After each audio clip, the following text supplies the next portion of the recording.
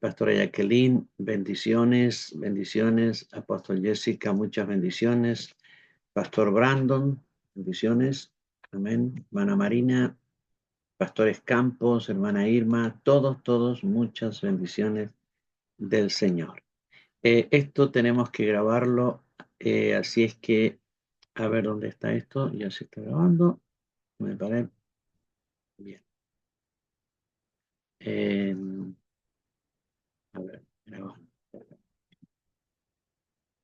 Muy bien. Vamos a hacer un breve repaso de lo que vimos hasta ahora y agregar también algo que me faltó decir la semana pasada. Hemos hablado de la preexistencia de nuestro espíritu y la semana pasada hablamos de la encarnación de nuestro espíritu. La preexistencia tiene que ver con nuestra existencia anterior a la creación de Adán en la eternidad pasada.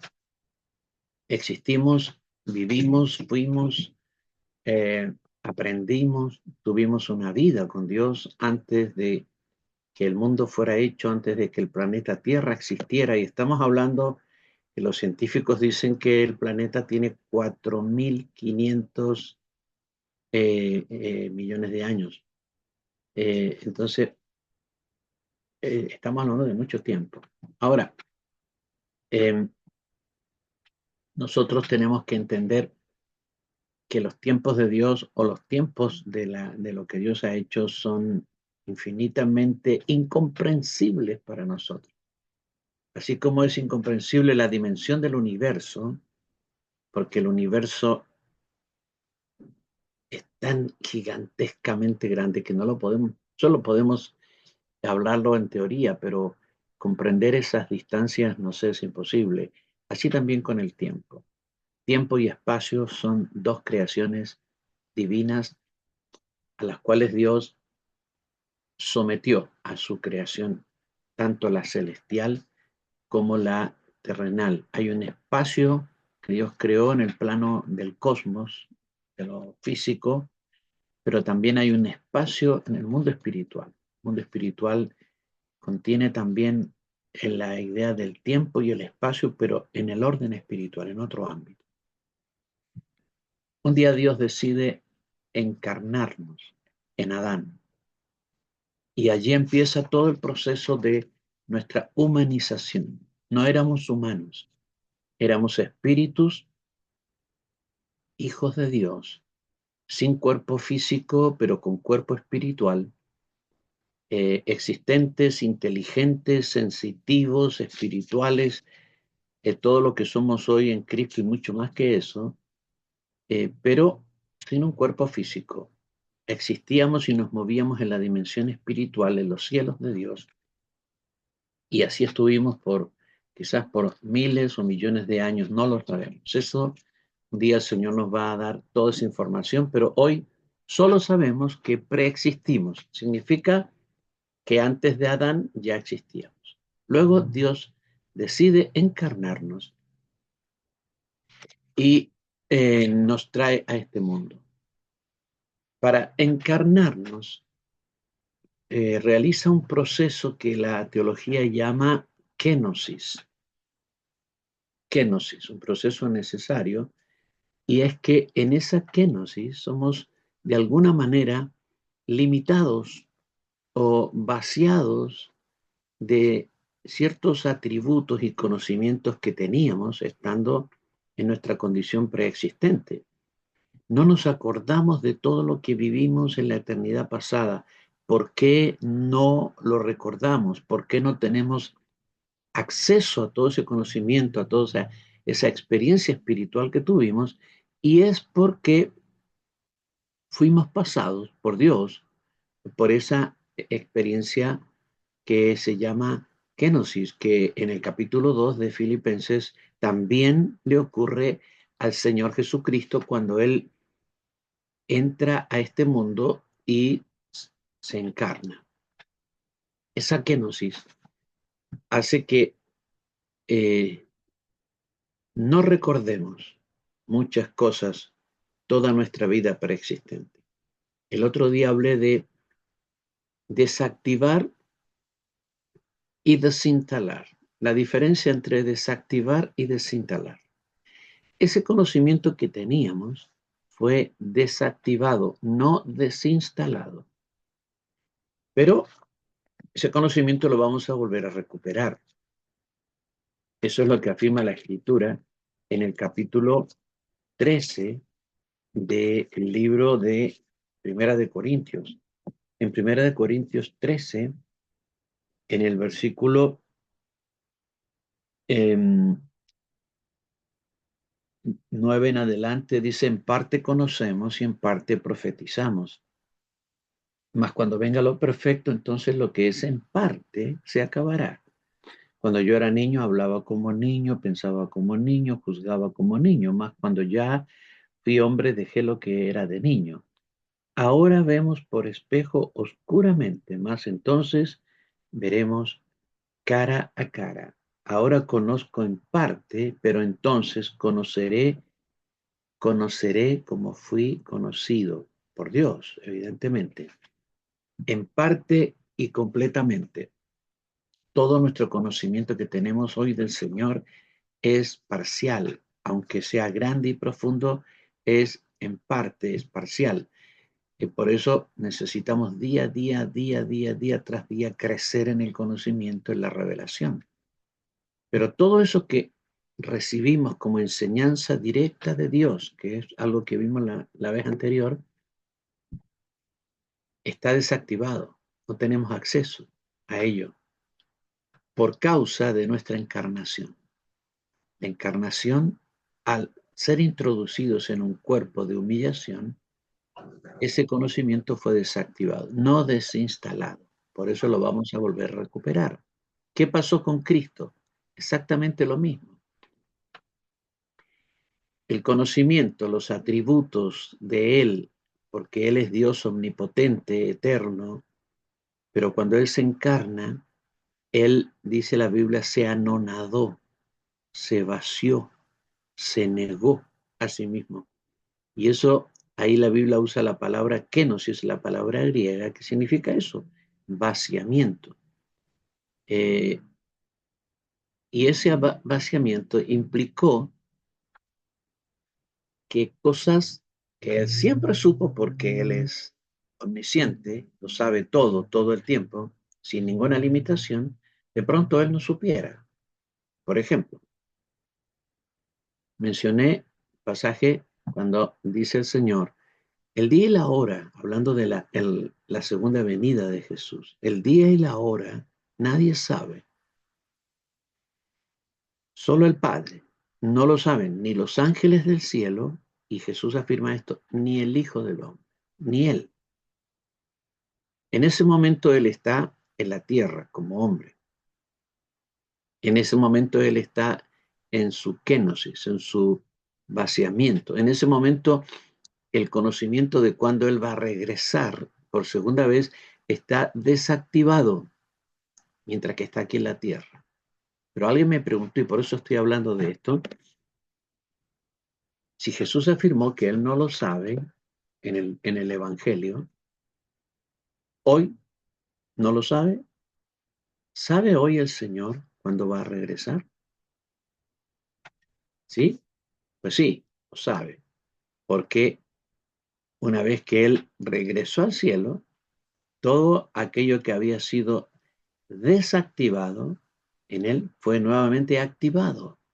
Su conocimiento y la manifestación de sus atributos divinos, todo fue reactivado y hoy Él en plenitud sigue siendo omnisciente, omnipresente, omnipotente en todo. Entonces, eh, hoy el Señor evidentemente tiene ese conocimiento en plenitud.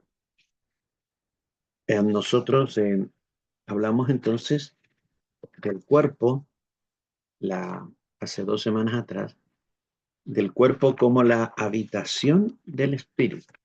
El cuerpo y el alma son la habitación actual de nuestro espíritu, nuestro cuerpo terrenal.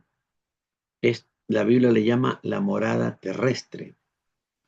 pero hace una comparación entre la morada terrestre y la casa celestial. Y cuando habla de la casa celestial, eh, dice que la comparación es obviamente inmensa, porque esta morada terrestre se deshace, eh, se acaba, es transitoria, pero la casa eterna, la casa celestial es eterna. No solo es eterna, sino que jamás se alterará, no se envejece, no, no le afecta la entropía, que es un principio de erosión y de corrupción que está operando en todo el universo actual. A esta casa celestial no le afecta nada de eso, porque esta casa celestial es incorruptible. Cuando hablamos de casa, estamos hablando de un cuerpo, el cuerpo glorificado que vamos a recibir.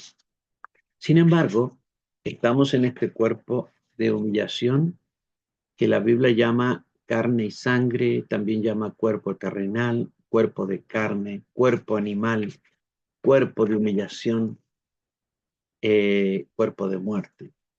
Le da muchos nombres, en realidad ninguno es bonito, porque aunque el cuerpo es maravilloso, científicamente hablando, ¿no es cierto? El cuerpo que tenemos, con el tipo de funcionalidad que tiene nuestro cuerpo físico es maravilloso, precioso, en comparación con el cuerpo celestial, es tan poquito, una humilde tienda, mientras que el cuerpo celestial es un gigantesco palacio, por decirlo de alguna forma.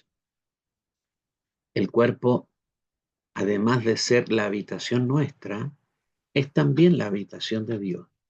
Le llama la Escritura templo del Espíritu. ¿No sabéis que sois templo del Espíritu y el Espíritu mora en vosotros? Y está hablando no solamente de la morada de Dios en nuestro espíritu, pero dice específicamente acerca de nuestro cuerpo, eh, que nuestro cuerpo es templo del Espíritu Santo, ¿no? Muy bien. Ignoráis que vuestro cuerpo es templo del Espíritu Santo, el cual está en vosotros, el cual tenéis de Dios, y que no sois vuestros, porque habéis sido comprados por precio. Glorificad pues a Dios en vuestro cuerpo y en vuestro espíritu, los cuales son de Dios. Hasta aquí llegamos. Avanzamos un poquito en el segundo tema, que es el hombre interior, pero prácticamente lo terminamos. Y hoy la Biblia le da al espíritu el nombre de hombre interior. Hombre interior. Y eh, eh, cada vez que la Biblia habla de el interior, nuestro interior, está hablando de nuestro espíritu. En 2 Corintios 4:16, por tanto no desmayamos. Antes, aunque nuestro hombre exterior se va desgastando, el interior, no obstante, se renueva de día en día. Hay dos hombres. Menciona aquí al menos dos hombres: el hombre exterior y el hombre interior, que es nuestro espíritu, y el hombre exterior. Algunos agregan un tercer hombre, que sería, le llaman el hombre de más afuera. El hombre de más afuera sería el cuerpo, el hombre exterior sería el alma, y el hombre interior sería el espíritu. Pero aquí la escritura dice básicamente, habla de dos hombres o dos partes de nosotros: la parte divina, que es nuestro espíritu, y la parte terrenal, que es nuestro cuerpo y nuestra alma. En Romanos 7:22 y 23, porque según el hombre interior me deleito en la ley de Dios, pero veo otra ley en mis miembros que se revela contra la ley de mi mente y que me lleva cautivo a la ley del pecado que está en mis miembros. Y esto es Romanos 7:22 y 23. Y Efesios 3:14 al 16, todos estos versículos hablan del hombre interior. Por esta causa doblo mis rodillas ante el Padre de nuestro Señor Jesucristo, de quien toma nombre toda familia en los cielos y en la tierra, para que os dé conforme a las riquezas de su gloria, el ser fortalecidos con poder en el hombre interior por su espíritu. Tú tienes un hombre interior, quieres llamarlo, tú eres dama, una mujer interior, y ese hombre interior es pro Dios, siempre Dios, es tu espíritu. Jesús dijo, el espíritu está siempre dispuesto, pero la carne es débil. Y este es el conflicto que tenemos los hijos de Dios. En Juan 7:38, Jesús dijo, el que cree en mí, como dice la escritura, de su interior, está hablando otra vez del hombre interior, de su interior correrán ríos de agua viva. ¿Sabías que hay ríos de agua viva en tu interior? ¿Sí? El espíritu es mucho más grande de lo que nosotros pensamos y tiene muchas funciones que tenemos que descubrir y disfrutar del hombre interior. Muy bien, la historia de cómo llegamos a ser humanos la contamos en los capítulos anteriores, eh, y luego hablamos acerca de nuestro Señor Jesucristo. Él se encarnó para redimir nuestra naturaleza humana. Nosotros somos hijos de Dios por haber sido engendrados en la eternidad pasada por Dios. Dios es nuestro Padre. ¿Cuántos saben esto? Que Dios es tu Padre. Amén. Y como Padre tuyo que es, Él te engendró. Él me engendró. Engendrar implica que de adentro de nosotros sale aquello que es engendrado. Tus hijos estaban dentro tuyo antes de salir afuera de. Y cuando salieron afuera se convirtieron en algo diferente a ti, pero también semejante a ti y unido a ti por genética y por muchas otras vías, pero estaban dentro de ti. Antes de aparecer Eva, estaba dentro de Adán y Dios saca a Eva desde Adán, la saca, la pone frente a Adán, ¿verdad? Ahora Eva es una mujer diferente a Adán, con la misma naturaleza. Entonces, cuando Dios nos ha engendrado, nos sacó de adentro de Él, nos engendró y nos dio su ADN, su naturaleza. Somos hijos de Dios por engendramiento. Pero la Biblia también habla de la adopción de nosotros como hijos adoptados de Dios. Entonces tú puedes pensar cómo Dios necesita adoptarme si Él me engendró. Sería absurdo pensar que tienes que adoptar a tus hijos engendrados. Tú no necesitas adoptar a tus hijos que son nacidos de tus entrañas. Son hijos por derecho propio. Y lo único que tienes que hacer es registrarlos como hijos tuyos. Nacieron de ti, vinieron de adentro tuyo, son tus hijos. ¿Cuándo adoptamos a una persona como hijo? Cuando no salió de nuestras entrañas. Ahí es que adoptamos. Entonces, los hijos adoptados no son hijos de la línea de sangre, no son hijos sanguíneos, son hijos legales, pero no sanguíneos. Pero son hijos. Y una vez que son adoptados, tienen todos los derechos de hijo y disfrutan de todos los privilegios de ser hijo. Porque la Biblia dice que somos engendrados, pero que también somos adoptados por una cuestión de naturaleza. Tu espíritu fue engendrado en la eternidad, pero tu cuerpo no fue engendrado. Tu cuerpo y tu alma fueron creados. Entonces el espíritu ha sido engendrado, pero la naturaleza humana, que consiste de cuerpo y alma, ha sido creada. Y como que ha sido creada, necesita ser adoptada como hijo. Por lo tanto, cuando Cristo viene a la tierra para redimirnos, no viene a rescatar tu naturaleza divina, viene a rescatar tu naturaleza humana, nuestra naturaleza humana. Él viene a redimir la naturaleza humana, por eso era necesario que Él se encarnara, que se hiciera hombre, para poder, como hombre, redimir la naturaleza humana que había sido, que había pecado, se había corrompido y se había perdido en Adán. Por eso es que al Señor Jesucristo se le llama el postrer Adán. El primer Adán produjo o trajo el pecado en la humanidad, hizo que toda la humanidad se perdiera en él, porque el primer Adán no era solamente un hombre individual. El primer Adán era un hombre corporativo, colectivo. Todos nosotros estábamos en Adán.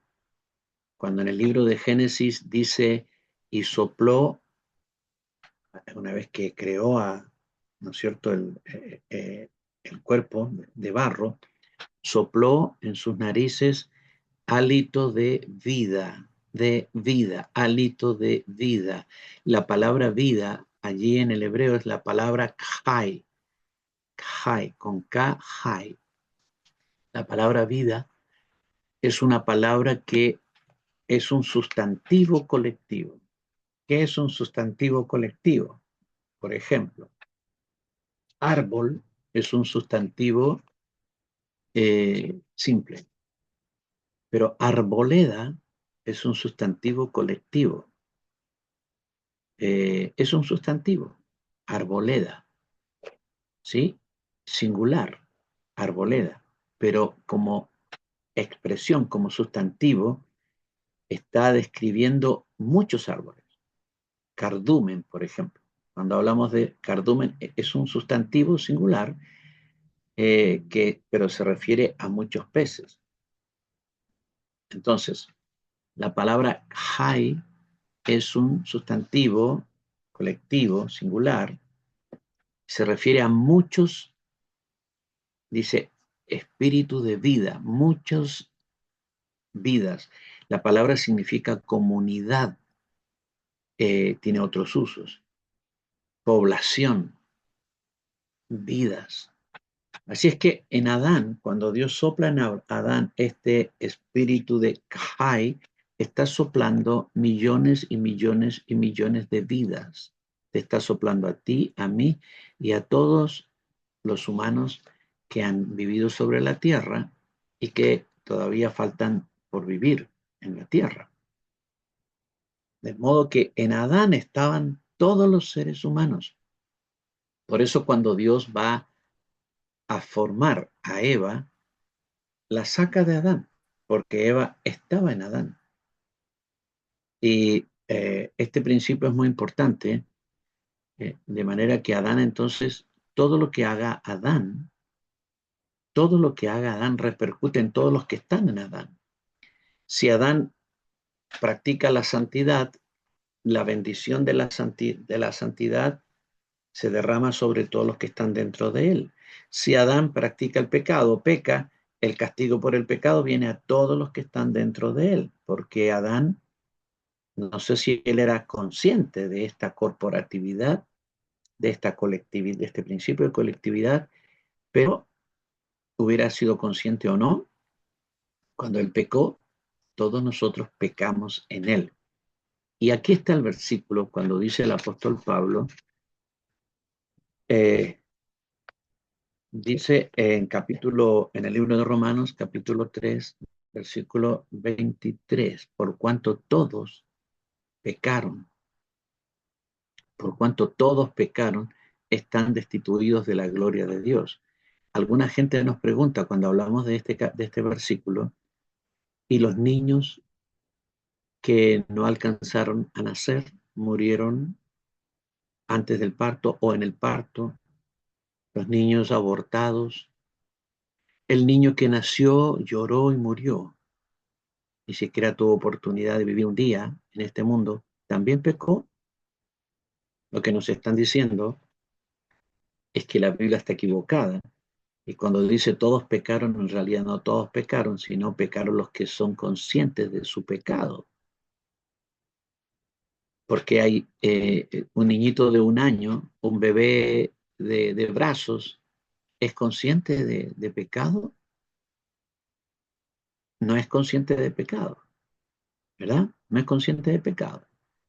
Pero ¿cuándo pecó este bebé? ¿Cuándo pecó este niño? ¿Cuándo pecó este no nacido? Pecó en Adán. En Adán todos caímos, en Adán todos pecamos, en Adán todos fuimos echados del huerto de la gloria de Dios, porque estábamos incorporados en Adán. Entonces, cuando viene Cristo, en su encarnación, nosotros somos incorporados en Él, en su cuerpo de carne. Nuestra naturaleza humana es incorporada en Él. Y la Biblia dice que nosotros fuimos circuncidados cuando Cristo fue circuncidado, en la circuncisión de Cristo. ¿Cuándo fue circuncidado Cristo? Cuando tenía 8 días. Lo llevaron al templo, presentaron al Señor, fue circuncidado. Cuando Él fue circuncidado, tú estabas siendo circuncidado. Cuando Él fue a la cruz, tú estabas siendo crucificado. Cuando Él murió, tú estabas muriendo, yo estaba muriendo. Nuestra naturaleza humana, viejo hombre, estaba muriendo en el cuerpo de Cristo.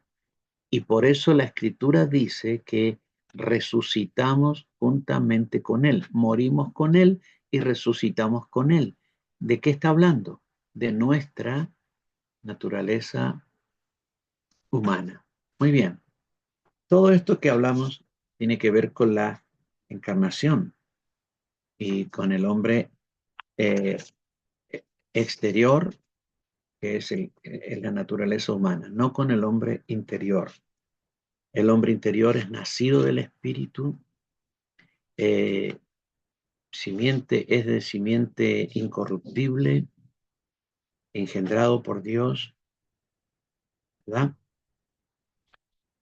Ok. Vamos a iniciar ahora un capítulo que si quieres ponerle un título es la conformación del hombre interior. La conformación del hombre interior. ¿Cómo está conformado el hombre interior, nuestro espíritu? El primer enunciado de todo esto es que el cuerpo, perdón, el espíritu tiene cuerpo. El espíritu tiene cuerpo. En 1 de Corintios 15:40, hay cuerpos celestiales y cuerpos terrenales, pero una es la gloria de los celestiales y otra la de los terrenales. Nuestro espíritu tiene un cuerpo espiritual. Um, hay una serie de diferencias entre el cuerpo terrenal y el cuerpo celestial. La primera diferencia entre el cuerpo celestial, que es el que tiene nuestro espíritu, y el cuerpo terrenal, que es el que tenemos nosotros aquí, cuerpo y alma, es su procedencia. ¿De dónde procede el cuerpo?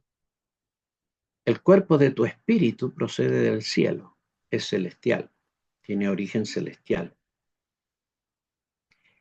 El cuerpo físico procede de la tierra, es terrenal. Así que tienes dos orígenes distintos en tu zona, un origen celestial y un origen terrenal. Una parte de nosotros es celestial y la otra parte de nosotros es terrenal.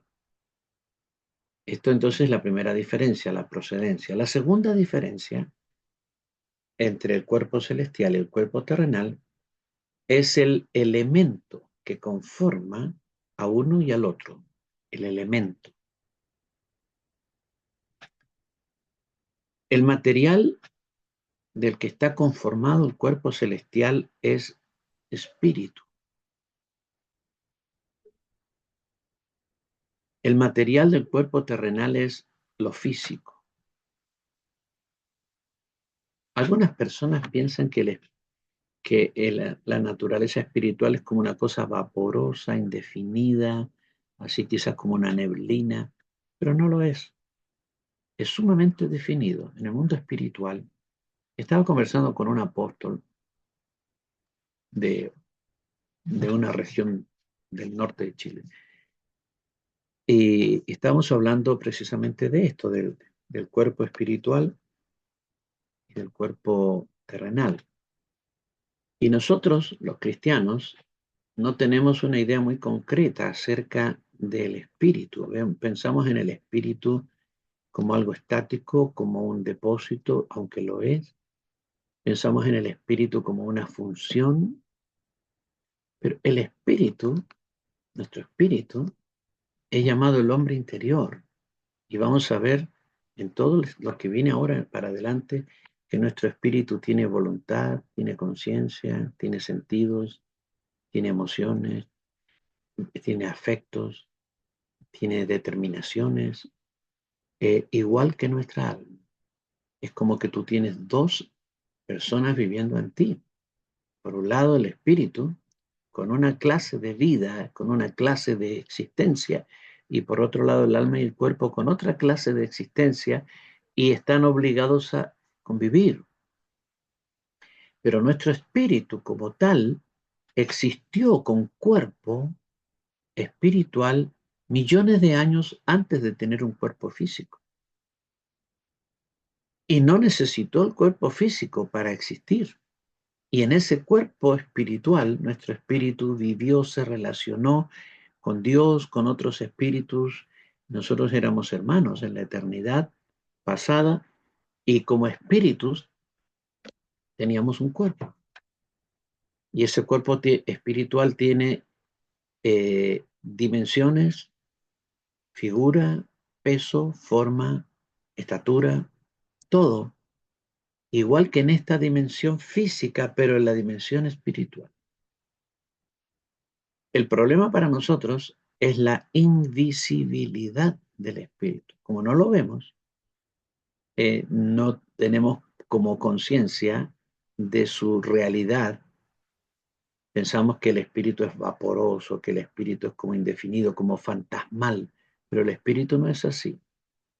El espíritu tiene forma, diseño, altura, el espíritu tiene rostro, tiene todo. Todo lo que tú tienes en el cuerpo físico, tu espíritu lo tiene, pero existiendo en la dimensión celestial. Cuando tú ves las visiones que tienen los profetas acerca del cielo, de Dios, de los ángeles, no hay ninguna insinuación de que los ángeles tengan una apariencia fantasmal o de que Dios la tenga allá en el cielo, en su dimensión. Los ángeles son concretos, físicos, tienen ojos, tienen alas, tienen manos, tienen brazos, tienen piernas, eh, eh, y Dios evidentemente tiene, se manifiesta, porque Dios es incorpóreo, pero se manifiesta en el cielo de manera concreta y visible en el cielo. Y nuestro espíritu allí tiene todo lo que tenemos aquí. Tiene cuerpo, tiene ojos, tiene boca, tiene oídos, tiene manos, tiene pies, tiene forma, todo exactamente igual, pero en la dimensión celestial. ¿Alguien levantó mano, hermana Virginia? ¿Puede ser? Eh, ¿Quiere preguntar algo, compartir algo? Ustedes saben que acá tenemos libertad para preguntar y también para aportar lo que el Señor pone en tu corazón. Así que solamente levanta tu mano físicamente, yo los estoy viendo casi todos acá, o levanta tu manito virtual y yo sabré, voy a detenerme y puedes tomar la palabra. Muy bien, entonces dijimos que la primera diferencia entre el cuerpo terrenal y el cuerpo celestial es la procedencia. Proceden, tienen un origen distinto. Segundo, el elemento que conforma al cuerpo celestial y al cuerpo terrenal. Tercero, la tercera diferencia entre el cuerpo celestial y el terrenal es la perdurabilidad de ambos cuerpos. La perdurabilidad. El cuerpo terrenal es temporal, dura lo que dura, ¿sí? Nosotros nacemos y vamos para arriba, así derechito, y en cierto momento ¡pum!, empezamos a bajar, ¿no? Dura lo que dura. Eh, Hoy día la edad promedio en la mayoría de las naciones más desarrolladas está alrededor de los 60, 70 años, como 60 años, quizás 60 y tantos, y más allá de eso no se vive. Eh, Hablo en promedio. Eh, Mi suegra murió a los 95 años, 94, 95, ¿sí? Gloria a Dios, ¿no es cierto? Ojalá que todos vivamos esa cantidad de años. Yo le pido al Señor, dame 120 años para vivir, para hacer muchos años más. Ojalá, ¿no es cierto? Sí. Eh, pero el cuerpo tiene un término, termina y se muere. Y los últimos años de la vida del cuerpo son años de mucha erosión. eh, la, la ley de la entropía se hace cada vez más presente en el cuerpo, las arrugas, todo empieza a caer, ¿sí? Las cremas ya no ayudan, la cosmética no ayuda a la aritmética y, y pasa todo eso que ustedes ya saben, porque el cuerpo físico es temporal, fue hecho para ser transitorio. Una vez que el hombre pecó, se hizo transitorio. ¿Alguien está cargando una pizarra? Aquí se está cargando una pizarra. Hermana Virginia está cargando una pizarra. No sé. Bueno, sigo hablando. Ahora, el cuerpo celestial es eterno, eterno. Perdurará por toda la eternidad. Perdurará por toda la eternidad, ¿sí? Eh, el cuerpo, entonces, el cuerpo celestial, a diferencia del cuerpo terrenal, tiene una perdurabilidad sin límite de tiempo, sin límite de tiempo. El cuerpo celestial. Y voy a decir más. Mira, en la glorificación, cuando seamos glorificados, lo que hará Dios es darle al cuerpo físico la misma perdurabilidad y categoría que nuestro espíritu, porque tienes un espíritu eterno, ¿sí? Tu hombre interior es eterno, el cuerpo de tu espíritu es eterno, pero el cuerpo físico no lo es. Pero en la resurrección, el cuerpo que Dios hará, que resucitará, le dará la categoría de, o la capacidad de perdurar eternamente. Y, tendremos un cuerpo que va a durar por toda la eternidad, como dice la Biblia, por los siglos de los siglos. De paso digo que la palabra siglos en la Biblia no significa 100 años. Eh, la palabra siglo en nuestro uso cotidiano y en nuestro actual tiempo significa 100 años, un siglo, 100 años. Pero en la Biblia, la palabra siglo es la palabra griega aion, y aion significa era, una época. Por lo tanto, cuando dice por los siglos de los siglos, tendríamos que decir que eh, perduraremos por las eras de las eras, ¿sí? Época tras época, por toda la eternidad, todas las épocas que vengan, ahí estaremos con el Señor. Y la cuarta diferencia entre el cuerpo celestial y el cuerpo terrenal es la calidad del elemento, la calidad del elemento que conforma a cada uno. El cuerpo terrenal es corruptible, se corrompe y se destruye permanentemente. El cuerpo celestial es incorruptible, indestructible. El cuerpo terrenal es frágil, es un vaso de barro. El cuerpo celestial es fuerte, indestructible y además glorioso. Nuestro espíritu entonces posee un cuerpo celestial que procede del cielo, está conformado con elementos celestiales. Nosotros somos un cuerpo celestial dentro de un cuerpo terrenal. Tu espíritu tiene un cuerpo celestial y está inmerso dentro de un cuerpo terrenal. Esa es nuestra realidad. ¿Tú te acuerdas cuando el Señor se transfiguró delante de sus discípulos en el Monte Hermón? ¿Qué fue lo que ocurrió en la transfiguración? Simplemente que el Señor irradió, sacó de adentro hacia afuera su cuerpo celestial y su cuerpo celestial trascendió su cuerpo terrenal y era tan glorioso, tan extraordinariamente glorioso, ¿verdad? Que todo quedó, aún las ropas parecían tan blancas como la nieve, eh, una luminosidad, una cosa extraordinariamente gloriosa, porque su espíritu salió hacia afuera. Mencioné el otro día que a veces hay gente que te dice, vi alrededor de usted como una luz, vi una luminosidad, como que algo sobresalía de su figura y como algo luminoso. ¿Qué está viendo la gente cuando ve eso? Ve tu espíritu, está viendo un destello de tu espíritu, quizás los bordes de tu espíritu, que le es permitido ver de ese cuerpo espiritual que la Biblia llama el hombre interior. Ahora tenemos que volver a repetir, remarcar que el cuerpo espiritual es real y tangible en el mundo espiritual, tangible en el mundo espiritual. En el mundo espiritual el cuerpo de tu espíritu se puede tocar. No es indefinido, sin forma, fantasmal, por el contrario, posee forma, definición, solidez, volumen y peso.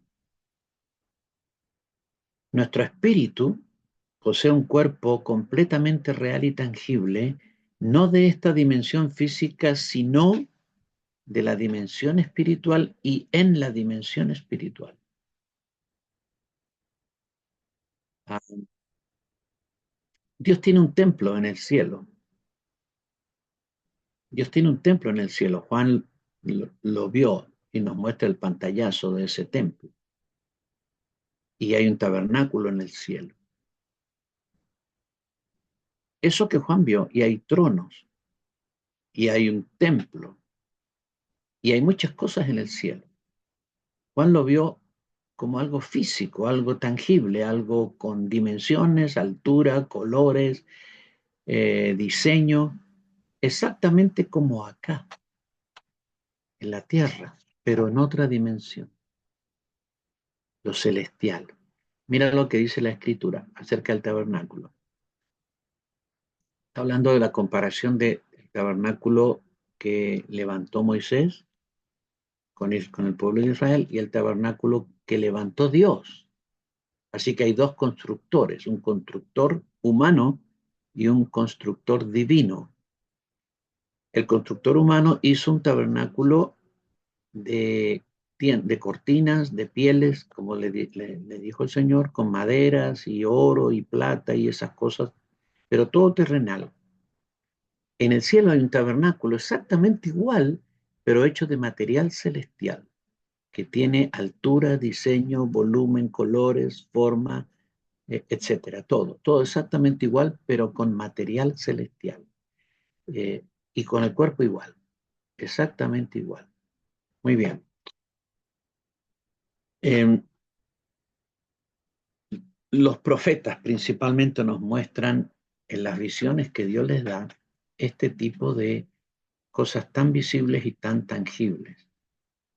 Um, Ezequiel capítulo 8, leamos los primeros 3 versículos. En el año sexto, en el mes sexto, a los 5 días del mes, aconteció que estaba yo sentado en mi casa y los ancianos de Judá estaban sentados delante de mí. Y allí se posó sobre mí la mano de Jehová el Señor. Y miré, y he aquí una figura que parecía de hombre, desde sus lomos para abajo, fuego, y desde sus lomos para arriba parecía resplandor, el aspecto de bronce bruñido, refulgente. Y aquella figura extendió la mano y me tomó por las guedejas. Se ve que Ezequiel tenía el pelo largo, ¿no? Por las guedejas, por las greñas, como diríamos hoy día. Me tomó me agarró los pelos, diríamos en buen criollo, sí. Me agarró de los pelos, dice, me tomó por las guedejas de mi cabeza. Y el Espíritu me alzó entre el cielo y la tierra y me llevó en visiones de Dios a Jerusalén. Oiga, lo llevó todo el tiempo agarrado de los pelos hasta Jerusalén. Sé que usted quiere ser profeta y no quiere que lo agarren de los pelos, ¿no es cierto? Sí. Entonces aquí al profeta lo toman así, el trato no es muy agradable, pero Dios hace como quiere. Pero lo que estoy queriendo acá, fíjate, acá tenemos una figura celestial. Mira lo que dice. Una figura que parecía de hombre, desde sus lomos para abajo, fuego, y desde sus lomos para arriba parecía resplandor, el aspecto de bronce refulgente. Aquí tenemos un ser espiritual. Los ángeles son seres espirituales que se pueden corporizar y luego desmaterializar. Pero acá tenemos un ser y lo que Ezequiel está viendo, nadie más lo está viendo. No lo están viendo los, los, eh, los hombres que están delante de él, los ancianos, solo él lo está viendo. Ustedes que tienen visiones de Dios sabrán que muchas veces están viendo una cosa tan vívida, tan tremenda, sea de espíritus de Dios o demonios que también tienen cuerpo, también son corpóreos en el mundo espiritual, y ustedes están viendo y nadie más está viendo. Y tú dices, pero tú no ves esa persona que está ahí. No, no la veo.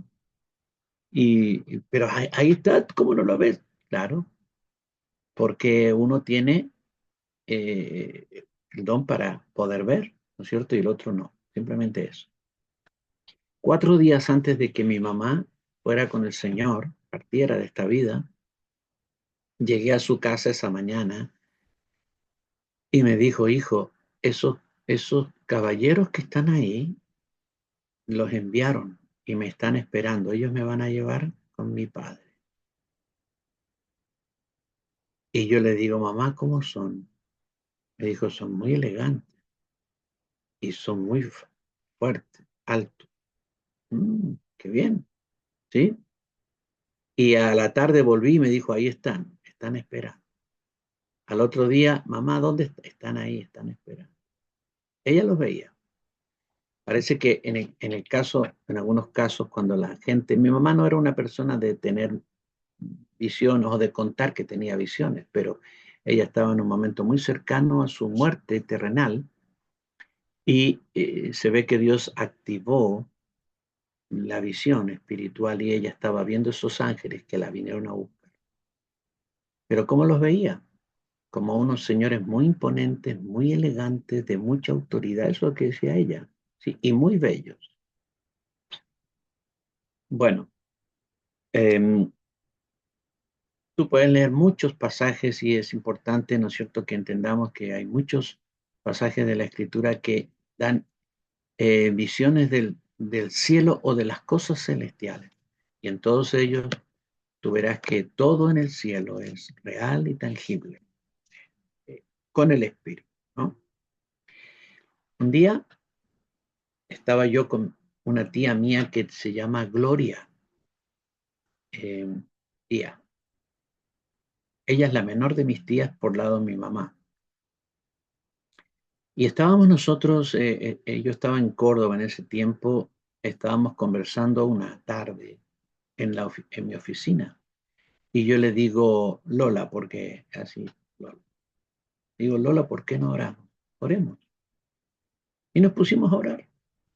Y estuvimos mucho rato orando. Y cuando estábamos orando en cierto quizás como media hora, 40 minutos después de haber comenzado, yo estaba orando en lenguas y ella estaba orando en lenguas.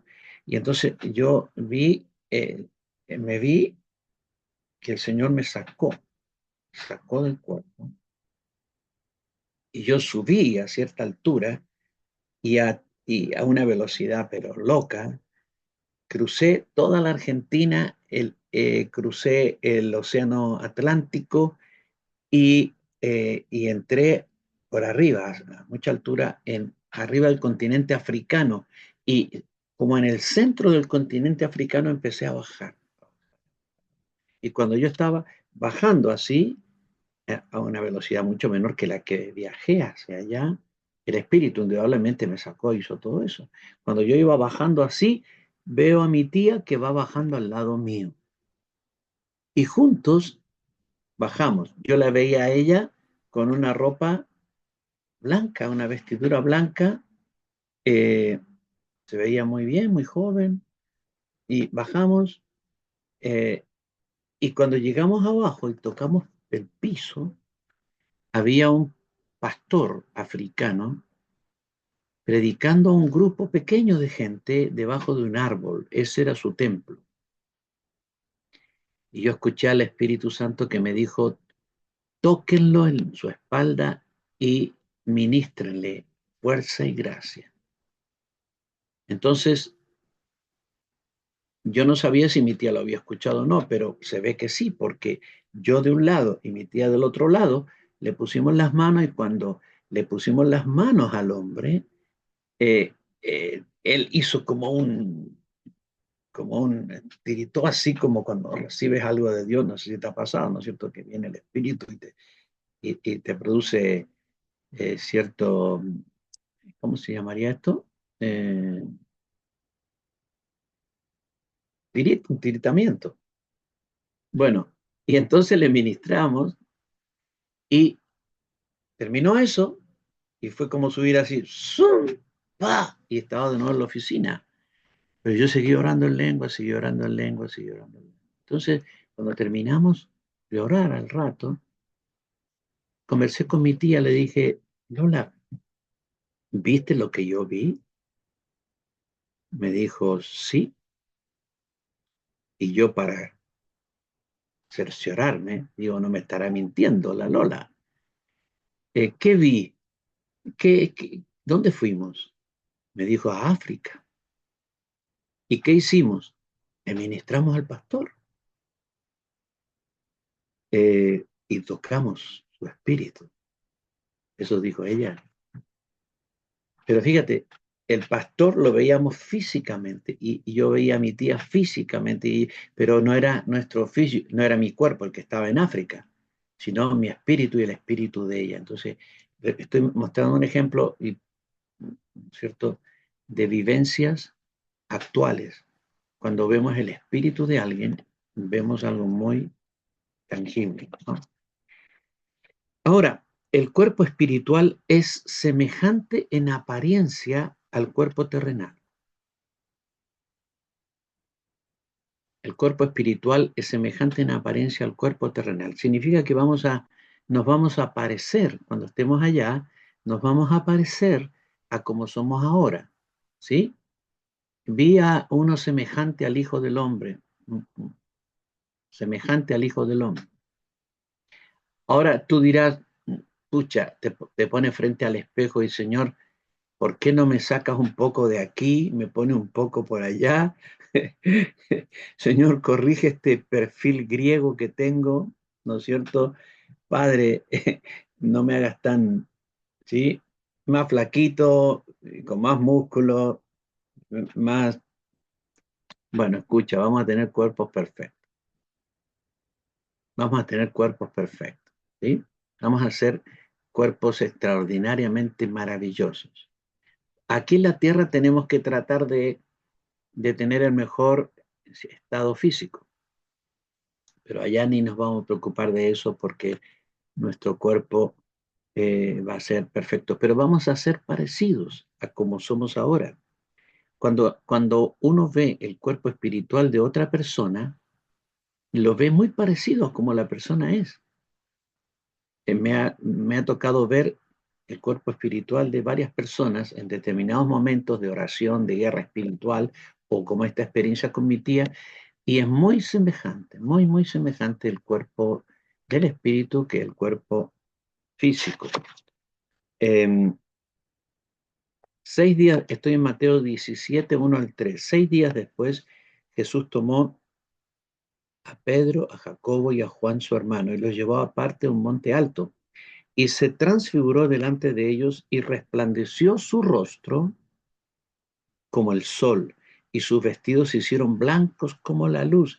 Y he aquí les aparecieron Moisés y Elías hablando con él.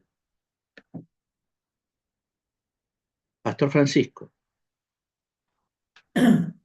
¿Cómo están, amados? Quería consultarle, pues, qué es un cuerpo híbrido. un cuerpo híbrido. Bueno, la propia palabra híbrido tiene que ver con una, una mezcla de naturalezas. Hubo cuerpos híbridos, y yo creo que los hay actualmente, cuando los ángeles, antes del diluvio, se unieron con las mujeres y les engendraron hijos, que eran en parte humanos y en parte angélicos.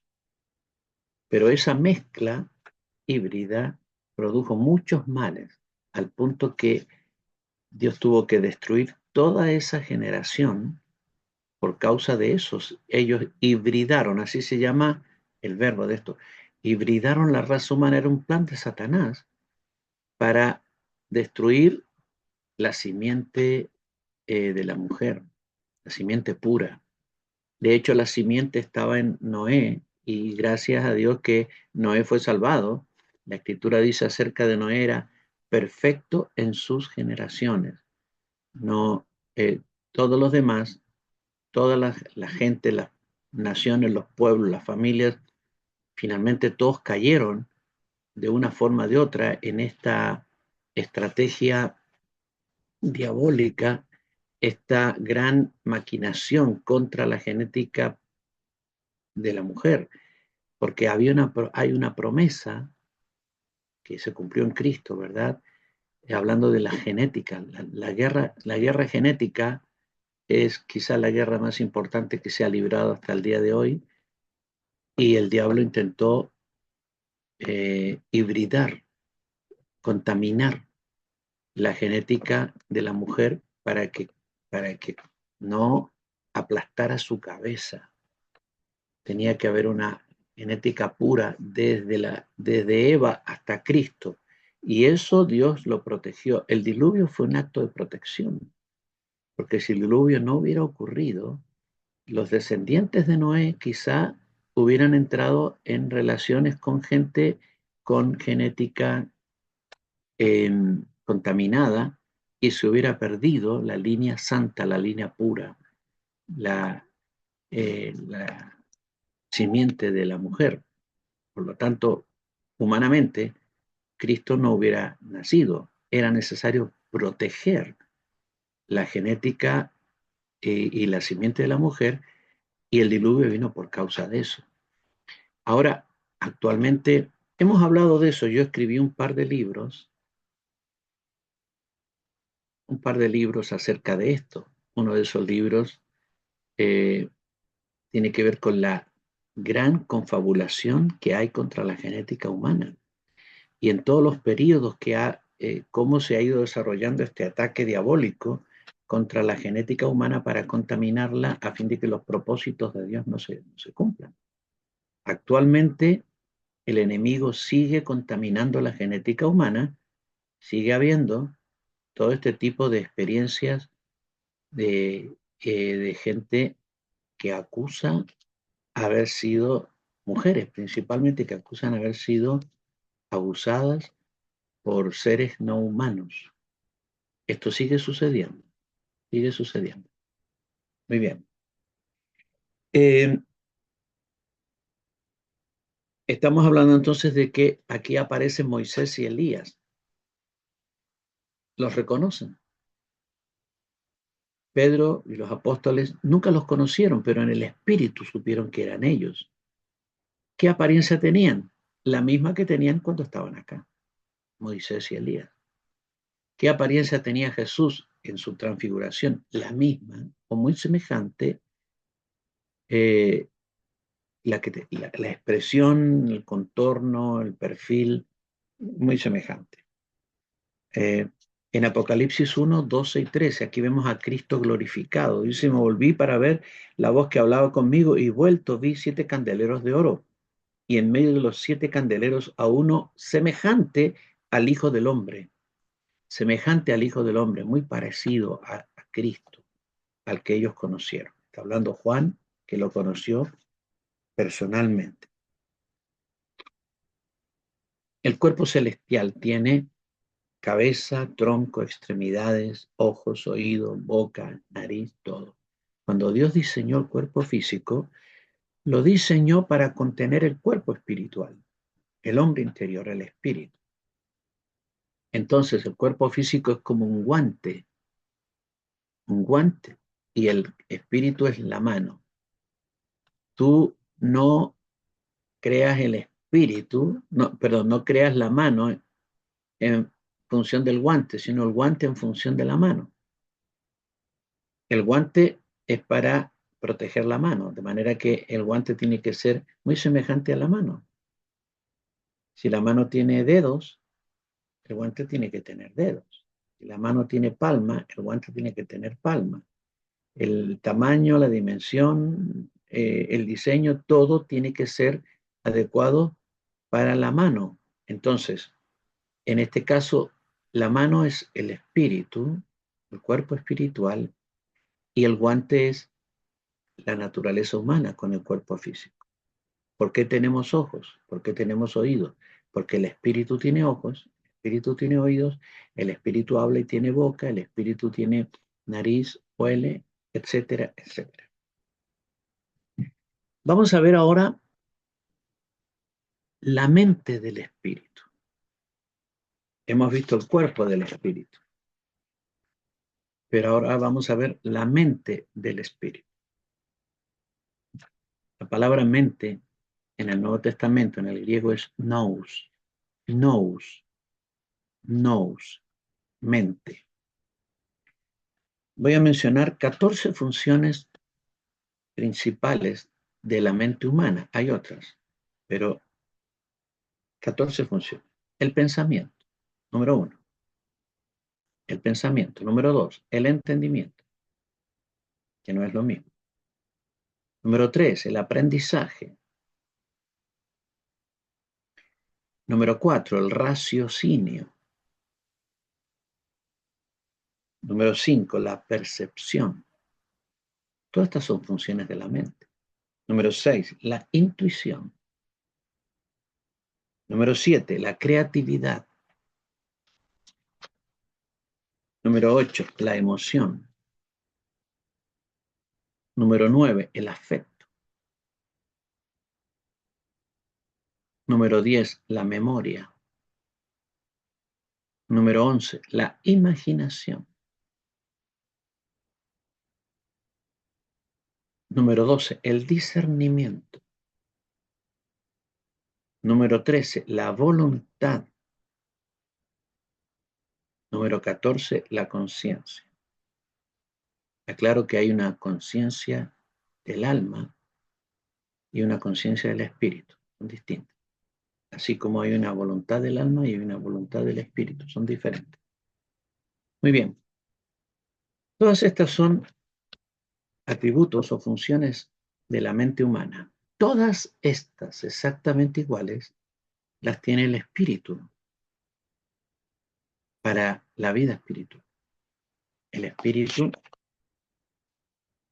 tiene pensamientos, entendimiento, aprende, razona, percibe, intuye, tiene el poder de la creatividad, se emociona, ama, tiene afectos, recuerda, imagina, discierne, decide, tiene conciencia y otras funciones más. Así es que las funciones de la mente humana, la mente del alma, la mente del hombre exterior, son exactamente las mismas que las funciones de la mente del espíritu, solo que la mente es pura, sin sombras.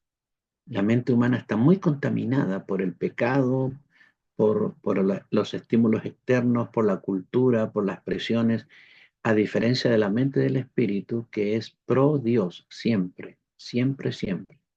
Y la mente del espíritu en todos nosotros que somos del Señor y somos habitados por el Espíritu Santo, la mente de nuestro espíritu está amalgamada con la mente del Espíritu Santo, con la mente de Cristo.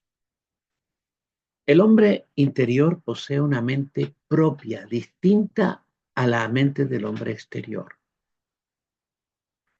Por eso es que, por ejemplo, una persona está mirando y teniendo una visión de Dios maravillosa, extraordinaria, con su mente del espíritu, y simultáneamente su alma está siendo incrédula, no la cree, no cree que es Dios. Entonces tú tienes esas contradicciones entre la mente del espíritu y la mente del alma. Pablo dice, yo con mi mente, sí, amo y me deleito en la ley de Dios, pero veo otra ley que opera en mi naturaleza humana. Yo deseo, quiero hacer y no hago, porque con la mente humana decido otra cosa. Y no quiero hacer lo malo con la mente del espíritu, pero la mente del alma decide y hago lo malo.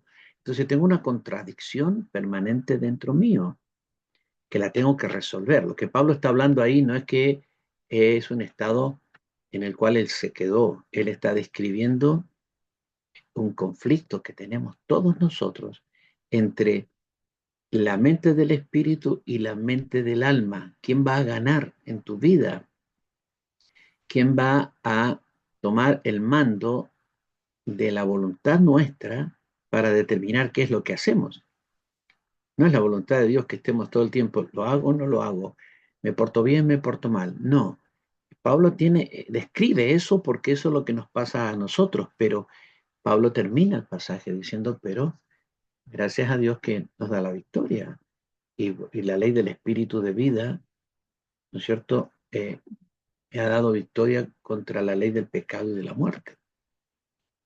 De manera entonces que tenemos dos voluntades, tenemos dos tipos de sensaciones, dos emociones distintas, dos conciencias distintas, etcétera, etcétera. Mira,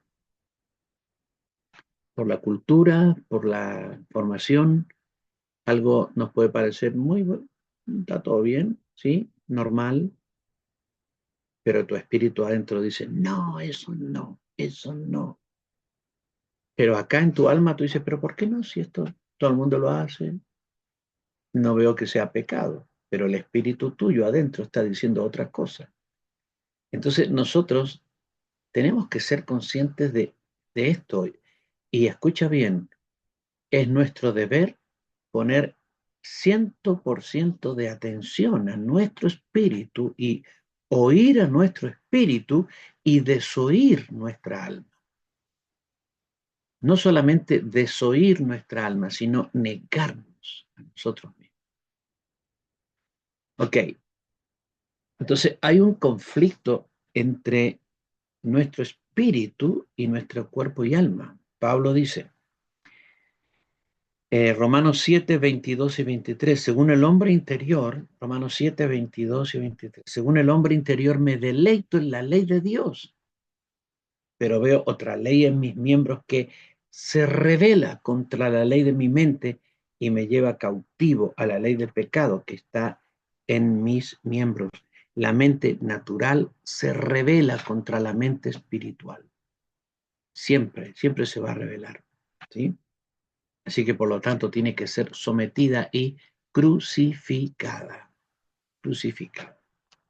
Es un conflicto de naturalezas. La mente del espíritu es celestial y busca todo lo celestial y busca todo lo que es de Dios. La mente del alma es terrenal y busca lo de aquí. de la tierra, ¿sí? A la mente del espíritu le gusta la oración, le gusta la palabra, le gusta la comunión con los hermanos, el culto, las canciones, la presencia del Señor. A la mente humana le gusta el carrete, le gusta eh, la vida displicente, le gusta, tú sabes, ¿para qué vamos a hablar, verdad? ¿Sí? Conflicto de naturalezas que termina siendo un conflicto de intereses.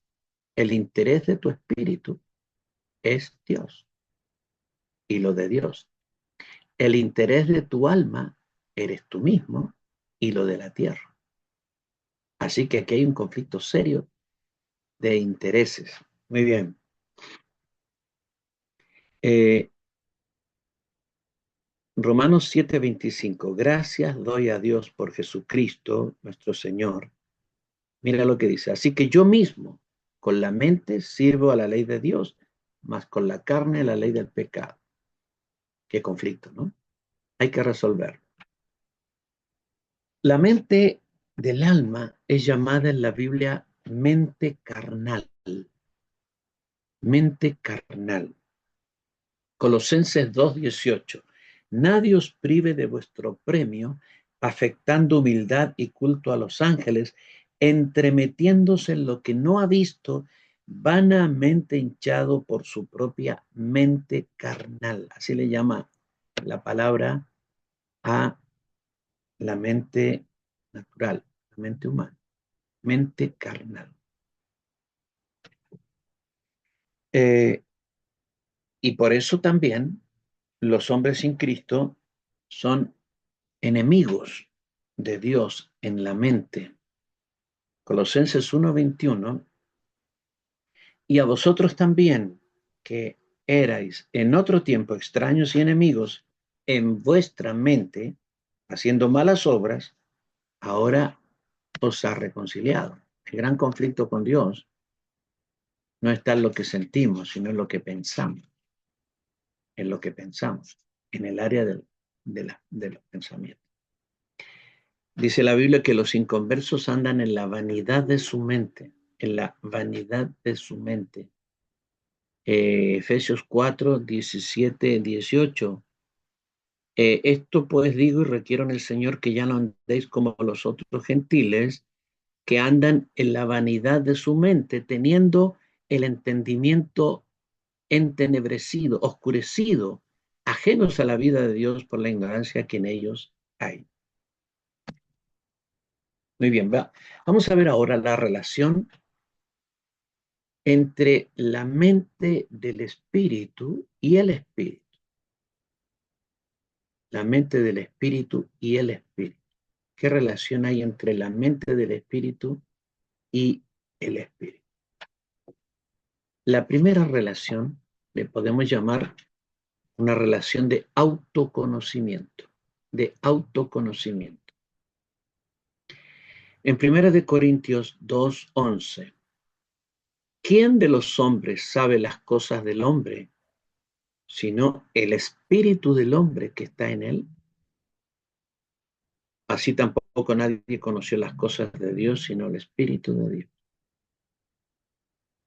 De la misma manera que el Espíritu Santo conoce toda la realidad y los procesos de la Trinidad, el Espíritu conoce todo eso. Nuestro espíritu nos conoce, se autoconoce. Tu espíritu te conoce todo de ti. ¿Sí? Dios ha dotado a la mente del espíritu de la capacidad de autoconocerse. Eh, Así como el alma, por ejemplo, hablamos del alma, hablemos del alma. Nosotros decimos, yo me conozco. Cuando decimos yo me conozco es casi una amenaza, ¿no? Yo me conozco. Que no me provoquen porque yo me conozco. No me conocen, pero yo me conozco. Pero nosotros nos conocemos. Frente a ciertas cosas podemos decir, si me pasa esto, yo reaccionaré así, porque me conozco.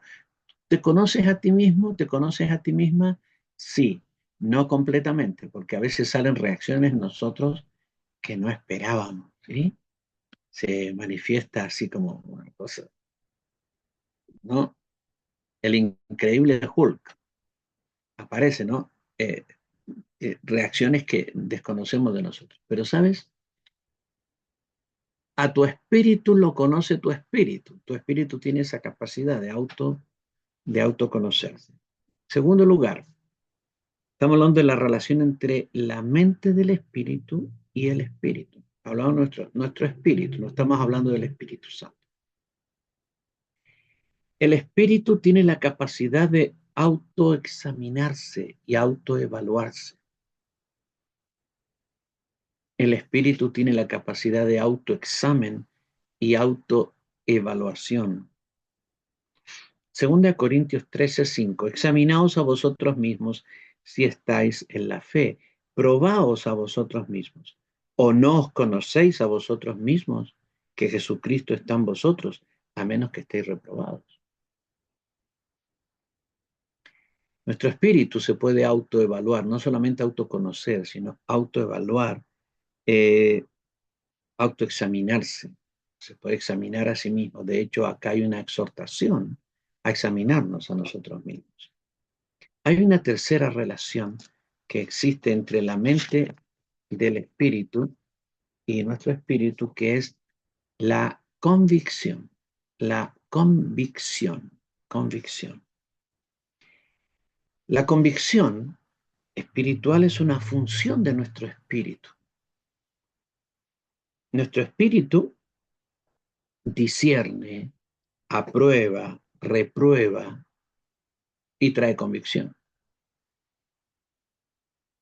Romanos 14:5, uno hace diferencia entre día y día, otro juzga iguales todos los días, cada uno esté plenamente convencido en su propia mente. Pablo no está hablando aquí de la mente natural, porque la mente natural es enemistad contra Dios, eso el mismo Pablo dice, pero acá está hablando de la mente espiritual.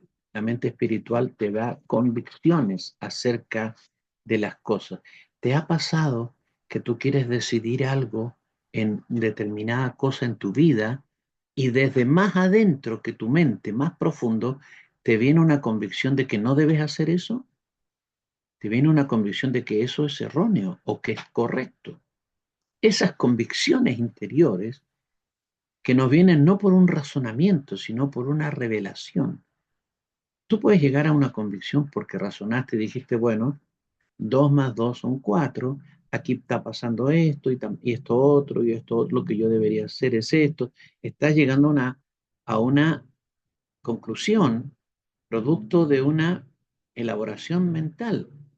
Pero cuando la convicción te viene de adentro como un sí, un no, sí, hazlo, no, no lo hagas, esto no, no tienes que entrar ahí, sí tienes que entrar ahí, ahora tienes que hablarle a esa persona, no, detente, no tienes que hablar. Son convicciones que te vienen de adentro, ¿sí? Y son del espíritu. El espíritu, la mente del espíritu trae esas convicciones al espíritu y nos son reveladas a nosotros aquí en nuestra conciencia. Hay una relación entre la mente del espíritu y el espíritu. Pero veamos un tercer aspecto. Hay una relación entre la mente de Cristo y la mente del espíritu. La relación entre la mente de Cristo y la mente del espíritu. Primera de Corintios 2:16. Porque ¿quién conoció la mente del Señor? ¿Quién le instruirá? Mas nosotros tenemos la mente de Cristo. Nosotros tenemos la mente de Cristo. Otra versión dice, nosotros pensamos los pensamientos de Cristo. Otra versión dice, nosotros poseemos la mentalidad de Cristo. Y todas las versiones, las traducciones, tienen el mismo sentido. que por ser hijos de Dios, por haber nacido de nuevo, por tener a Cristo dentro de nosotros, la mente de Cristo, sus pensamientos, sus deseos, su mentalidad nos ha sido conferida, ha sido implantada dentro de nosotros. Está ahí, pero está ahí para que la activemos. ¿Dónde está la mente de Cristo? En nuestro espíritu. Vamos a ver más adelante que el espíritu, nuestro espíritu es un gran depósito de cosas sobrenaturales. Pero dentro de eso está la mente de Cristo. ¿Qué es la mente de Cristo? La mente de Cristo es sus facultades de pensar, conocer, saber, sentir, creer, crear, razonar, tener emociones, tener afectos, determinar. Todo lo que Cristo piensa, proyecta, siente, vive, su mente, su mentalidad, que sería su forma de pensar, y sus pensamientos. Hay una, hay una reprensión en el Antiguo Testamento que dice en el libro de Jeremías, porque vuestros pensamientos no son mis pensamientos y vuestros caminos no son mis caminos. Escucha, vuestros pensamientos no son mis pensamientos. ¿Qué está diciendo? Ustedes no piensan como yo. Ustedes piensan como ustedes. Ustedes piensan cualquier cosa, incluso se oponen a mí en sus pensamientos. Eso es el antiguo pacto. ¿Por qué? Porque en el antiguo pacto, escucha esto, en el antiguo pacto, todo lo de Dios era externo al hombre. La ley, las tablas de la ley eran externas, estaban afuera, no estaban incorporadas. El libro de la ley era algo externo a las personas. Lo aprendían, pero era externo. Pero en el nuevo pacto, Dios mismo ha escrito en nuestra mente y nuestro corazón sus leyes, sus leyes. Tú eres una persona escrita por dentro, te han escrito. Si alguien pudiera verte en el espíritu, vería, leería las leyes de Dios en tu mente y en tu corazón, porque están ahí escritas, tatuadas, impresas, no sé qué, cómo decirlo, ¿no? Esculpidas las leyes de Dios en nuestra mente, en nuestro corazón. Y no solamente las leyes de Dios como conceptos estáticos, sino la mente de Cristo nos ha sido implantada, está dentro de nosotros, está dentro de nosotros. El problema, mira, el problema con todo lo de Dios en nosotros es que depende la manifestación de todas las cosas sobrenaturales que están en nosotros, todas, la manifestación de ellas depende de nuestra voluntad. Pensemos esto. Pregunto, ¿Dios quiere sanar enfermos? ¿Crees tú que Dios quiere sanar enfermos? ¿Sí? Bien. Segunda pregunta. Segunda pregunta. ¿Crees que Dios quiere sanar enfermos a través de ti? Amén. ¿Lo crees? Ok. La pregunta es ¿por qué no lo hace? ¿Por qué no lo hace? ¿Sabes por qué no lo hace? Porque cuando lo quiere hacer, nosotros decidimos. Nosotros decidimos. Decidimos si lo hará o no lo hará. Dios, por ejemplo, vas a un parque y ves una persona con un problema físico, estás sentado en tu banco y allá hay una persona sentada, fuiste a descansar, fuiste con la familia a descansar y allá enfrente hay una persona enferma y adentro tuyo la voz del Señor te dice anda y háblale de mí y sánalo. ¿Y qué digo yo? ¿Qué dices tú? Señor, es mi hora de descanso. Señor, no estoy preparado. Señor, no estoy en condiciones, no me siento en condiciones. Señor, y suma. Entonces, ¿qué pasa? Dios quiere sanar, pero no lo hace. ¿Por qué no lo hace? Porque Él necesita tu boca, tus manos, tus pies, tus brazos, tu boca para ir y hablar, tu mano para tocar, tus pies para llegar. Entonces, ¿qué pasa? Nos convertimos en la cárcel de Dios. Dios está dentro de nosotros, quiere salir y tocar, pero no lo dejamos. Dios no puede salir. No puede salir, no puede ser liberado, porque quien lo libera soy yo, eres tú. Y a veces por incredulidad, a veces por simple desobediencia y a veces aún por rebeldía, no lo hacemos. Entonces con la mente de Cristo pasa lo mismo. La mente está en nosotros y el Espíritu nos quiere enseñar a pensar como piensa Cristo en todo, en cada situación. Pero nos gusta tanto la cultura, la forma de pensar humana, nos parece tan conveniente que no. Mira el pensamiento de Cristo y el pensamiento humano. 5.000 personas, varones, más mujeres y niños, 15.000 personas.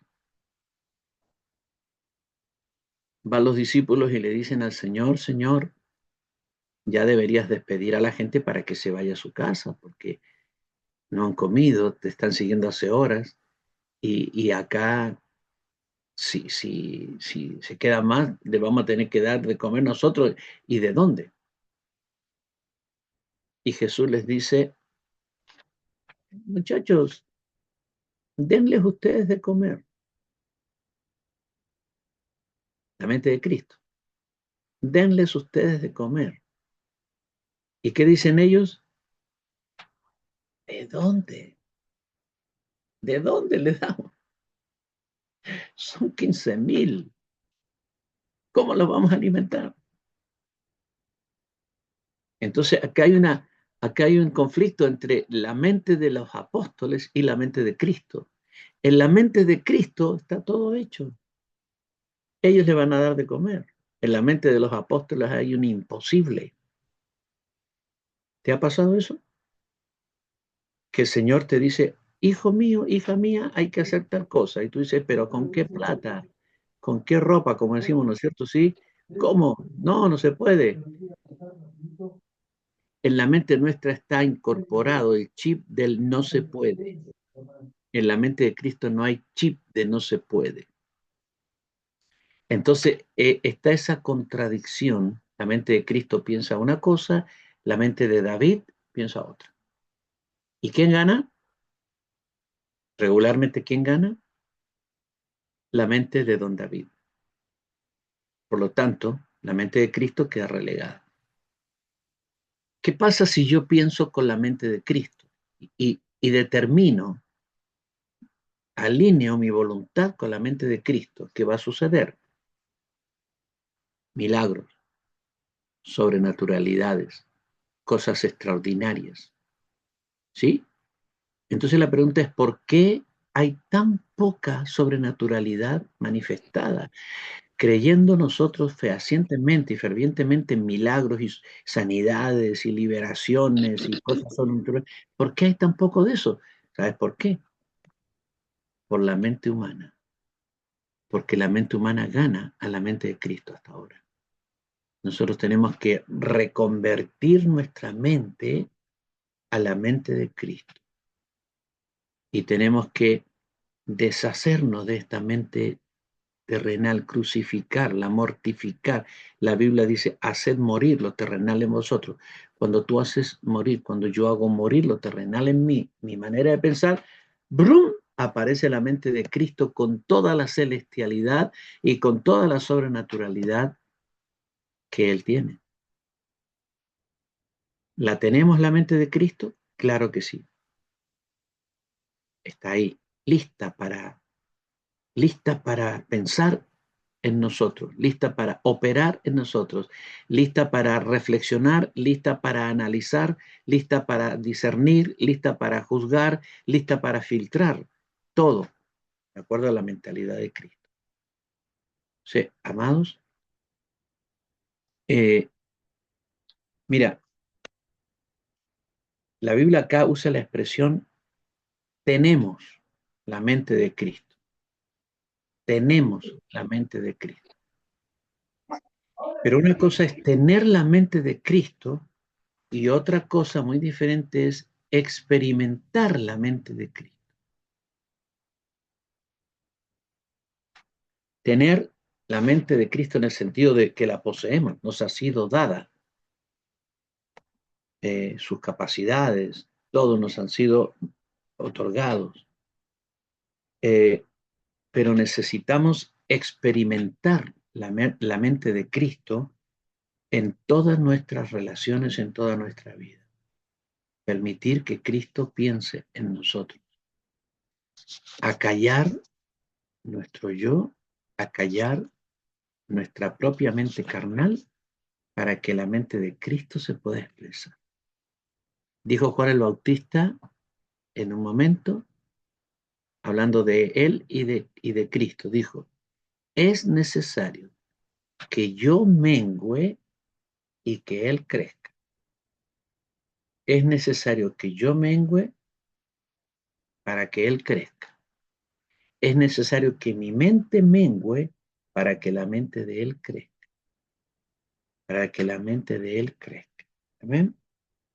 Muy bien. ¿Cuál es la relación que Dios espera tener? ¿Cuál es la relación entre la mente de Cristo y la mente de nuestro espíritu? ¿Cuál es la relación entre la mente de Cristo y la mente de nuestro espíritu? Es como que hay dos mentes, pero ambas mentes están en perfecta sintonía. Nuestro problema no es con la mente de nuestro espíritu, sino con la mente de nuestra alma, nuestra naturaleza humana. Ese es el conflicto. Pero la mente de Cristo tiene perfecta sintonía con la mente de nuestro espíritu.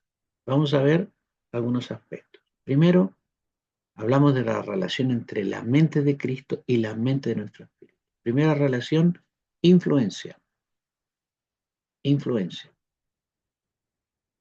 La mente de Cristo influye y espera y procura influir sobre cada área de nuestra vida.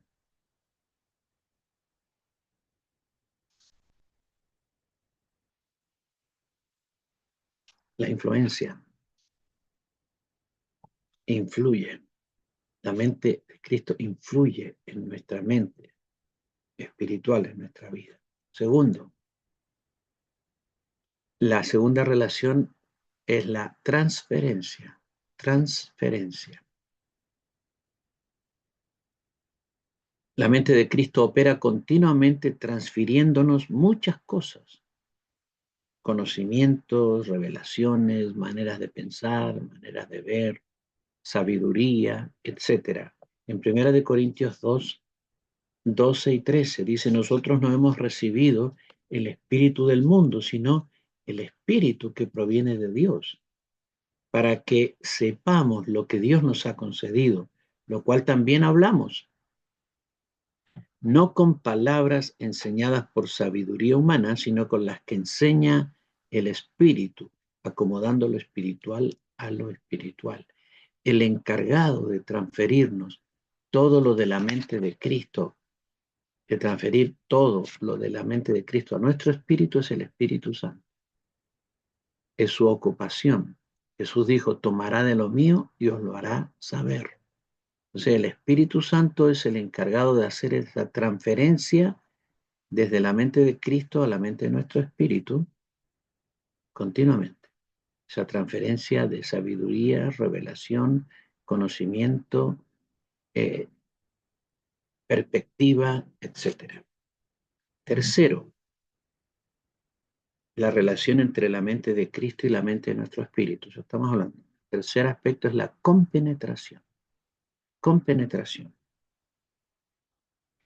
La mente de Cristo está en nosotros para compenetrarse con nuestro espíritu y hacerse una con la mente espiritual. El propósito de la mente de Cristo es compenetrarse, amalgamarse con la mente de nuestro espíritu para hacerse una, y de pronto tu espíritu está pensando los pensamientos de Cristo, simplemente, porque la mente de Cristo está unida, amalgamada con la mente del espíritu.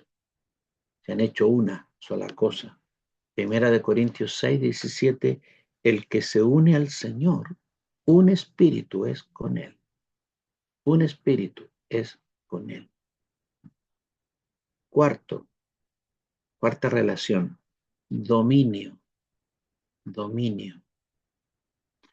Colosenses 3:15, y la paz de Dios gobierne, domine en vuestros corazones, a lo que asimismo fuisteis llamados en un cuerpo.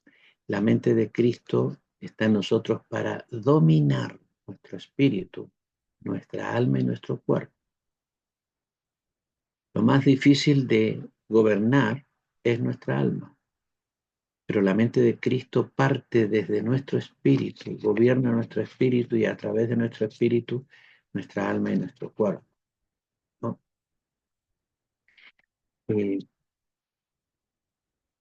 ¿Qué más? Mencionamos influencia, transferencia, compenetración, dominio, revelación.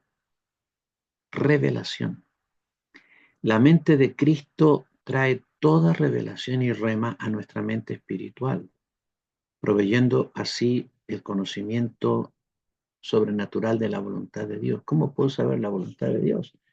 Me tengo que conectar con mi espíritu. Mi espíritu sabe la voluntad de Dios. ¿Y por qué la sabe?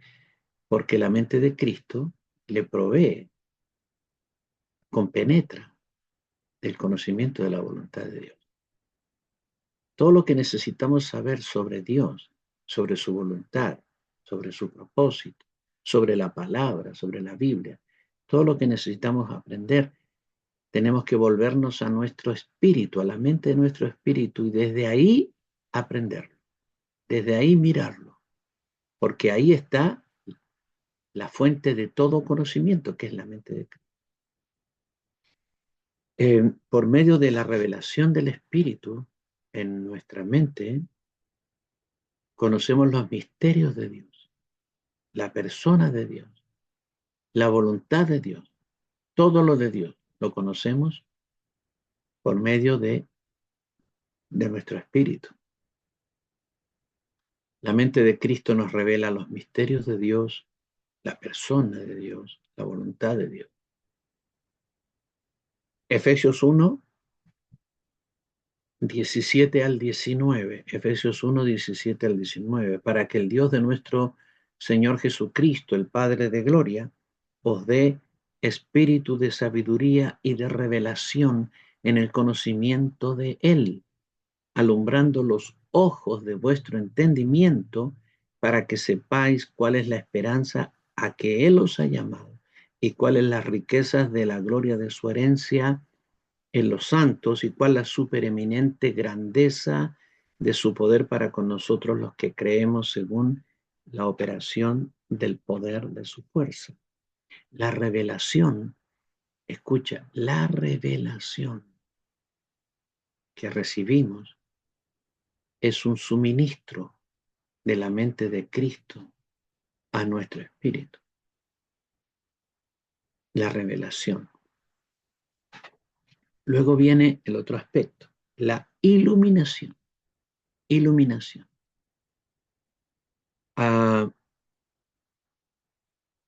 Es diferente la revelación a la iluminación. Cuando Dios revela cosas, nos revela cosas a través de el rema.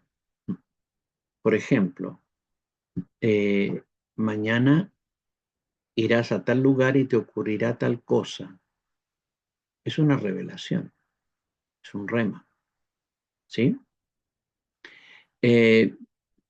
Vas a emprender tal cosa y yo voy a hacer tal cosa, una revelación, un sueño. Vi un sueño, tuve un sueño y en el sueño vi tal y tal cosa, son revelación. La iluminación viene con relación a las escrituras. Cuando tú estudias las escrituras y se te abren, se te iluminan, O sea que muchas veces leemos pasajes y no entendemos, no entendemos, no entendemos, oramos, no entendemos, oramos, hasta que de pronto ¡ah! Es como que todo se ilumina, tú entiendes, comprendes, y se te abrió el entendimiento. Fuiste iluminado, te iluminaron. Entonces, la iluminación es una obra del Espíritu Santo, trayendo luz de Cristo, luz de la mente de Cristo, para que comprendamos la palabra de Dios, para que comprendamos las Escrituras, para que entendamos, para que entendamos la revelación de las Escrituras. Lo voy a poner de esta forma. El rey de Egipto, el faraón, tuvo un sueño. Vio unas vacas que salían del río, ¿recuerdas? 7 vacas gordas y luego 7 vacas flacas que devoraban a las gordas. ¿Tuvo una revelación? Sí, pero no tuve la iluminación para entender. ¿Quién trajo la iluminación? José. El rey Nabucodonosor vio una estatua inmensa, tuvo la revelación, pero José trajo la iluminación. Entonces la palabra, cuando tú tienes la Biblia en tu mano, ahí es la revelación de Dios.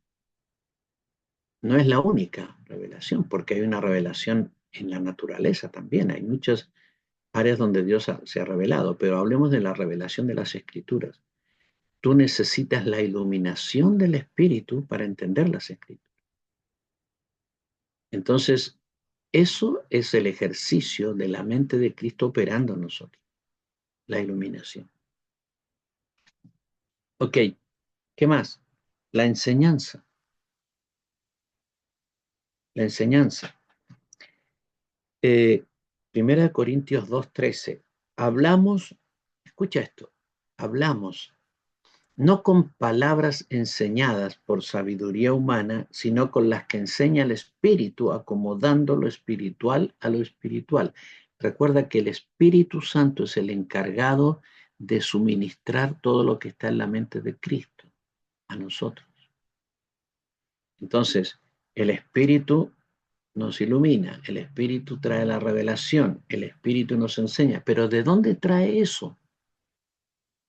De la mente de Cristo. Porque Jesús dijo, tomará de lo mío y os lo hará saber. Tomará de lo mío y os lo hará saber.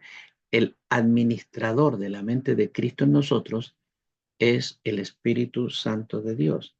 Entonces, Él nos trae enseñanza. ¿De dónde viene esa enseñanza? ¿Cuál es el origen? La mente de Cristo. Luego, otro aspecto, la guianza. Pero cuando venga el Espíritu de verdad, Él os guiará a toda la verdad. Escucha lo que dice. Cuando venga el Espíritu de verdad, estamos en Juan 16:13. Cuando venga el Espíritu de verdad, Él os guiará a toda la verdad, porque no hablará por su propia cuenta, sino que hablará todo lo que oyere. El Espíritu Santo administra todo lo de Dios para nosotros. El Espíritu no hablará por su propia cuenta, Él hablará lo que oyere dónde o de quién, evidentemente de la deidad, del Padre y del Hijo, y nos suministrará esa información, nos guiará a través de eso, hablará todo lo que oyere y os hará saber las cosas que habrán de venir. Entonces la mente de Cristo, a través del Espíritu Santo, suministra a nuestra mente guianza en los asuntos espirituales, así como también en los asuntos naturales. Hemos visto varios aspectos de la relación entre la mente de Cristo y la mente de nuestro espíritu. Vivimos influencia, transferencia, compenetración, dominio, revelación, iluminación, enseñanza, guianza. Vamos a ver 3 más. Testimonio. Testimonio. Romanos 8:16. El Espíritu mismo da testimonio a nuestro espíritu de que somos hijos de Dios. Una de las funciones de la mente de Cristo es testificar a nuestro espíritu acerca de nuestra filiación con Él, de nuestra calidad de hijos. El testimonio del espíritu es nuestra garantía de esa relación indestructible que tenemos con nuestro Padre Celestial, la paternidad de Él hacia nosotros y la filialidad de nosotros hacia Él, ¿cierto? Ese testimonio lo trae el Espíritu Santo, lo administra el Espíritu Santo a nuestro espíritu, se lo dice a nuestro espíritu. Escucha esto, el Espíritu mismo da testimonio a nuestro espíritu. El Espíritu da testimonio a nuestro espíritu. ¿Sí? Ahí hay una suministración de revelación, información, garantía, confianza, etcétera. ¿Qué más? Instrucciones. Instrucciones. Estamos diciendo que el Espíritu Santo es el administrador de la voluntad de Dios. ¿Dónde está la voluntad de Dios? En la mente de Cristo. ¿Y quién administra esa voluntad de Dios? El Espíritu Santo, trayendo revelaciones, iluminaciones, instrucciones. Hechos 8:29. El Espíritu dijo a Felipe, acércate y júntate a ese carro. ¿Te ha dicho alguna vez el Espíritu Santo? Siéntate al lado de esa persona, háblale de mí. Detén a esa persona, dile que yo le amo. Toca a esa persona porque lo voy a sanar. Llama a tu pariente, mándale un mensaje, un WhatsApp y dile que yo le amo, que estoy esperando por él. ¿Sí? Anda a la casa de tu vecino. Instrucciones. Instrucciones. Hechos 13:2. Ministrando estos al Señor y ayunando, dijo el Espíritu Santo, apartadme a Bernabé y a Saulo para la obra que los he llamado. La mente de Cristo, con el Espíritu Santo administrándola, está continuamente dando instrucciones a su pueblo y en particular a sus hijos. Estas instrucciones se refieren a asuntos personales, a la obra, a las tareas que tenemos que hacer, etc. Un último aspecto en que la mente de Cristo opera hacia nuestra mente o en nuestra mente espiritual. Juicio. Juicio. Primera de Corintios 2:15. El espiritual juzga todas las cosas, pero él no es juzgado de nadie. La mente de Cristo en nosotros juzga las cosas conforme a la voluntad de Dios. Y este juicio es transmitido a nuestro espíritu. Este juicio dice, esto está mal, esto está bien. Ese es el juicio, ¿sí? El juzgar, el discernir qué cosa corresponde a la voluntad de Dios, qué cosa no. Ese ejercicio ocurre en la mente de nuestro espíritu, pero por revelación de la mente de Cristo a través del Espíritu Santo. Bien, el próximo encuentro vamos a empezar a hablar acerca de los sentidos espirituales. Estamos hablando de la conformación del hombre interior. Vamos a ver también el Espíritu Santo, el hombre interior, perdón, como el depósito de las cosas sobrenaturales de Dios. ¿Qué cosas sobrenaturales ha depositado el Señor en nuestro espíritu? Tenemos muchas cosas que compartir acerca de tu espíritu, mi espíritu, el hombre interior. El hombre interior es una maravilla divina, una maravilla divina. Damos gracias a Dios. ¿Cuántos dan gracias a Dios por su espíritu, su hombre interior? Dile al Señor, Padre, gracias por haberme dotado del hombre interior, de este espíritu sobrenatural que tengo, lleno de tu gracia y de tu verdad. Ora conmigo, di, Señor, ayúdame a conocer más y más mi espíritu y a entender de qué manera debo alinearme con la mente de Cristo, con el Espíritu Santo, para hacer tu voluntad mientras estoy aquí en la tierra. Dame gracia para poder vivir todos mis días gozándome en hacer tu voluntad y en cumplir tu propósito eterno para mi vida. Que así sea, en el nombre del Señor Jesucristo. Amén. Amén. Bueno, mis amados, hermosos del Señor, que el Señor les bendiga muy ricamente a todos. Un abrazo grande, Un fuerte. abrazo. Muchas, muchas bendiciones. Amén. Amén. Amén, pastor, amén. Sí, con la ayuda del Señor nos veremos en 2 semanas. Esto será, Amén. a ver, déjenme ver acá. Esto va a ser el 11 de abril.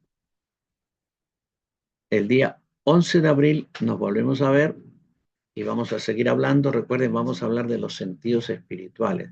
Yo sé que en todos nosotros operan los sentidos espirituales, el oír, el ver, el hablar, el percibir, el olfato espiritual, el tacto espiritual. Vamos a hablar mucho de los sentidos, para qué están, cómo operan, cómo funcionan y cómo